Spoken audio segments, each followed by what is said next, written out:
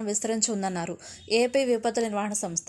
వచ్చే 24 గంటల్లో పశ్చిమ వాయువ్య దిశగా శ్రీలంక, తమిళనాడు తీరాల వైపు కదులుతూ కొనసాగే అవకాశం ఉంది అన్నారు. ఇవాళ ప్రకాశం, నెల్లూరు, తిరుపతి, చిత్తూరు, కర్నూలు, నంద్యాల, అనంతపురం, శ్రీ సత్యసాయి, కడప, అన్నమయ్య జిల్లాల్లో కొన్ని చోట్ల తేలికపాటి నుంచి మోస్తరు వర్షాలు పడే అవకాశం ఉందని తెలిపారు. అల్పపీడన ప్రభావంతో రైతులు ఆందోళనలో ఉన్నారు. కోతలు కోసిన రైతులు పంట ఏమవుతుందోనన్న ఆందోళనలో ఉన్నారు. గత నెల చివరిలో ఫెయింజల్ తుఫాను ప్రభావం, ఈదురుగాలుల వర్షాలకు వేల ఎకరాల్లో కోతకు వచ్చిన పంట నేలవాలింది.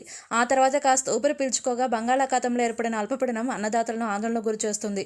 ఇప్పటికే వరి కోతలు పూర్తి కాగా వీటిలో కొన్ని చోట్ల ఓదేలు ఎండబెట్టగా మరికొందరు కుప్పలు వేయించారు. మళ్లీ వర్షాలు కురుస్తాయని అధికారులు ప్రకటించడంతో రైతులు ఆందోళనలో ఉన్నారు. రైతులు తమ పంటను కాపాడుకునేందుకు రైతులు సతమతమవుతున్నారు. రాష్ట్రంలో వరి కోతలు కోసిన రైతులు రోడ్డు పక్కన పోసిన ధాన్యాన్ని గుట్టలుగా పోసి తడవకుండా పట్టాలు కప్పుకుంటున్నారు. ప్రభుత్వం ఏర్పాటు చేసిన కొనుగోలు కేంద్రాల్లో తేమ శాతం నిబంధనలు